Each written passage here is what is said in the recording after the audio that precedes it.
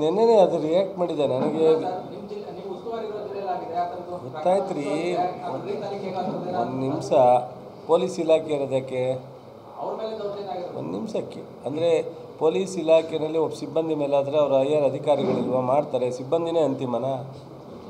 ಈಗ ನನಗೆ ಗೊತ್ತಿಲ್ಲ, ಮಾಧ್ಯಮದವರು ಹೇಳಿದ್ರು ಉದಯ್ ಗನ್ಮ್ಯಾನ್ಗೂ ದರ್ಶನ್ ಜೊತೆನಲ್ಲಿ ಬಂದಿದ್ದಂಥ ಖಾಸಗಿ ಗನ್ಮ್ಯಾನ್ಗೂ ಸ್ವಲ್ಪ ಕ್ಲ್ಯಾಶ್ ಆಗಿದೆ ಅಂತ. ಅದು ನಾವು ಅದು ಎಷ್ಟರ ಮಟ್ಟಿಗೆ ಆಗಿತ್ತು, ಯಾರು ಕಾಣ್ರು, ಅದು ಏನು ಅಂತ ವಿಚಾರ ನಮ್ಗೆ ಗೊತ್ತಿಲ್ಲ. ಅವ್ರ ಸ್ನೇಹಿತರ ಅಥವಾ ಪರಸ್ಪರ ಏನಕ್ಕಾಗಿತ್ತು ಅಂತ. ಆ ಸಂದರ್ಭದಲ್ಲಿ ಅದು ಕಂಪ್ಲೇಂಟ್ ಕೊಟ್ಟಿದ್ರೆ ಕಂಪ್ಲೇಂಟ್ ತಗೋತಾರೆ, ಅದನ್ನು ಎನ್ಕ್ವೈರಿ ಮಾಡ್ತಾರೆ. ಬೈಚಾನ್ ನೋಡ್ರಿ, ಈಗ ನೀವೇ ನಿಮ್ಮ ಸ್ನೇಹಿತರು ನಿಮ್ಮೂರಲ್ಲೇ ಯಾರು ಕಂಪ್ಲೇಂಟ್ ಕೊಟ್ಟರೆ ಸರ್ ರಾಜಿ ಮಾಡಿ ಅಂತೀರಾ? ರಾಜಿ ಮಾಡಿ ಅಂತ ಹೇಳಲ್ವೇನ್ರಿ?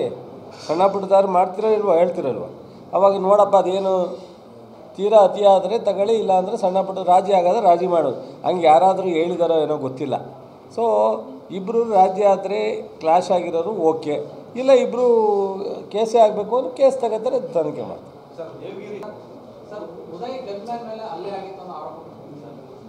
ನೆನ್ನೆನೇ ಅದು ರಿಯಾಕ್ಟ್ ಮಾಡಿದೆ ನನಗೆ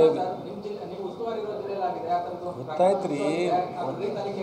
ಒಂದು ನಿಮಿಷ ಪೊಲೀಸ್ ಇಲಾಖೆ ಇರೋದಕ್ಕೆ ಒಂದು ನಿಮಿಷಕ್ಕೆ ಅಂದರೆ ಪೊಲೀಸ್ ಇಲಾಖೆಯಲ್ಲಿ ಒಬ್ಬ ಸಿಬ್ಬಂದಿ ಮೇಲೆ ಆದರೆ ಅವರು ಹೈಯರ್ ಅಧಿಕಾರಿಗಳಿಲ್ವ ಮಾಡ್ತಾರೆ, ಸಿಬ್ಬಂದಿನೇ ಅಂತಿಮನ. ಈಗ ನನಗೆ ಗೊತ್ತಿಲ್ಲ, ಮಾಧ್ಯಮದವರು ಹೇಳಿದ್ರು ಉದಯ್ ಗನ್ಮ್ಯಾನ್ಗೂ ದರ್ಶನ್ ಜೊತೆನಲ್ಲಿ ಬಂದಿದ್ದಂಥ ಖಾಸಗಿ ಗನ್ಮ್ಯಾನ್ಗೂ ಸ್ವಲ್ಪ ಕ್ಲ್ಯಾಶ್ ಆಗಿದೆ ಅಂತ. ಅದು ನಾವು ಅದು ಎಷ್ಟರ ಮಟ್ಟಿಗೆ ಆಗಿತ್ತು, ಯಾರು ಕಾಣ್ರು, ಅದು ಏನು ಅಂತ ವಿಚಾರ ನಮ್ಗೆ ಗೊತ್ತಿಲ್ಲ.